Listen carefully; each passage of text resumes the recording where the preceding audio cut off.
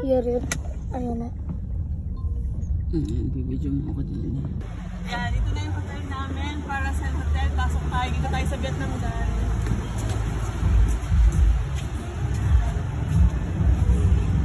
Ang ganda naman.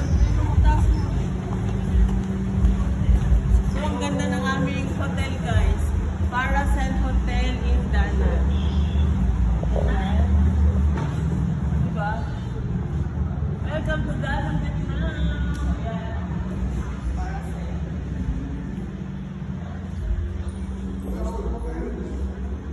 Punta muna tayo sa reception guys.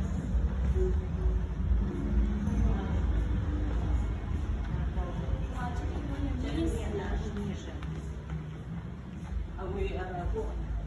So ayun, mag-check-in na tayo guys. Tara ka na.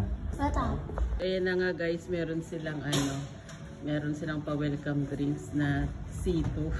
C2 daw, lasang C2. Ikaw Carla yung want to taste? Minum nga siya eh. Oh, I like. Anong kalamansi? Yan, may free drinks. Ay, kalamansi. Ayun, favorite ko. Sarap. Kalamansi nga. Kalamansi juice. Ito yung painom nila. Pag ito mga bisita. Tapos na. Okay na? Yan. Relax muna kami sa lahat. While waiting. Ng Royal Account. Yun na nga guys. Ito na yung Paracel Hotel. So, tignan natin. Wow! Wow! Ang ganda! Ang ganda ko. Ang ganda ng bed. Wow! Ang laki guys ng bed. So, at ang lambig ng bed. At, ayan, may TV sila. May salamin dyan. At may cute na bata. Kobe na sila bata. Oh, ganda. So, ayan. Kitang-kita natin ng beach view. Beach view guys. Oh. Ang ganda ng view sa baba. Ano yan? Ano ba tako? Ayan o, beach yung malo. Dito yun sa CR nila. O yan ang shower. Ayan. Tapos yun ang kama.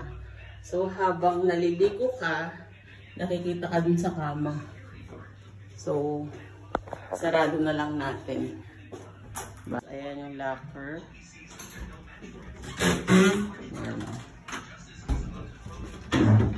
May hanger, may safe, at may chinelas. So, nagamit na tayo ng chinelas, guys. O, yung mga sapatos nyo. Guys.